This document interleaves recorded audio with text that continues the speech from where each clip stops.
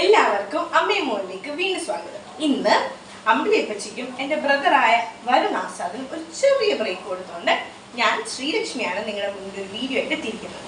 ഇന്ന് ഞാൻ നിങ്ങൾക്ക് ഇൻട്രൊഡ്യൂസ് ചെയ്യുന്നത് ഒരു ബീഫ് കട്ട്ലറ്റ് റെസിപ്പിയാണ്. അത് എല്ലാവർക്കും പരിചിതമായ റെസിപ്പിയാണെന്ന് എനിക്കറിയാം, എന്നാലും എൻ്റെ സ്റ്റൈലിൽ ഞാൻ കാണിച്ചു തരാം. ഇതിനായിട്ട് നമുക്ക് മെയിൻ ആയിട്ട് വേണ്ട ഇൻഗ്രീഡിയൻസ് ഫസ്റ്റ് ഒരു 1/2 kg ബീഫ്, പിന്നെ 2 പൊട്ടറ്റോ, പിന്നെ 2 വലിയ സവോള, പിന്നെ നമ്മുടെ എരിവിന് ആവശ്യാനുസരണമായിട്ടൊരു 2-3 പച്ചമുളക്, ഒരു ചെറിയ കഷ്ണം ഇഞ്ചി. ഇതെല്ലാം കൂടെ വെച്ചിട്ടാണ് നമ്മൾ ഈ റെസിപ്പി പ്രിപ്പയർ ചെയ്യാം. ആദ്യമായി ബീഫിനെ നന്നായിട്ട് ഉപ്പിട്ട് വേവിച്ച് മിക്സ് ചെയ്ത് വെക്കാം ഈ ഒരു പരുവത്തിൽ.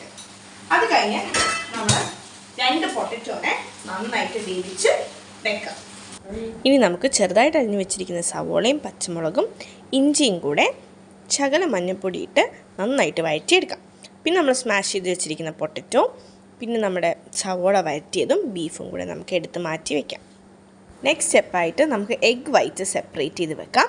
അതിനുശേഷം നമ്മുടെ സ്മാഷ് ചെയ്ത പൊട്ടറ്റോ, ഓണിയൻസും ബീഫും കൂടെ നമുക്ക് നന്നായിട്ട് മിക്സ് ചെയ്തെടുക്കാം.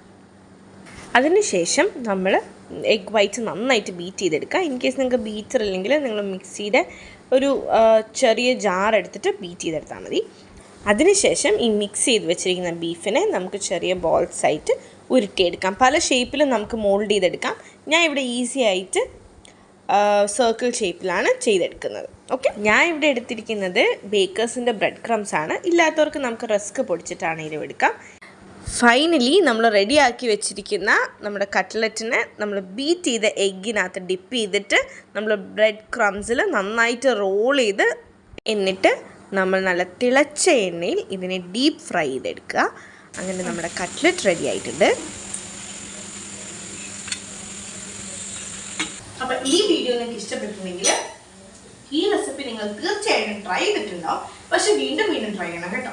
അതുപോലെ എന്നെ ഈ വീഡിയോസിൽ വീണ്ടും കാണണമെന്നുണ്ടെങ്കിൽ ഈ ചാനലിലെ കമൻറ്റ് ബോക്സിൽ ഒന്ന് കമൻറ്റ് ചെയ്യണം, തീർച്ചയായിട്ടും ലൈക്കും ചെയ്യണം. So until next time, signing off.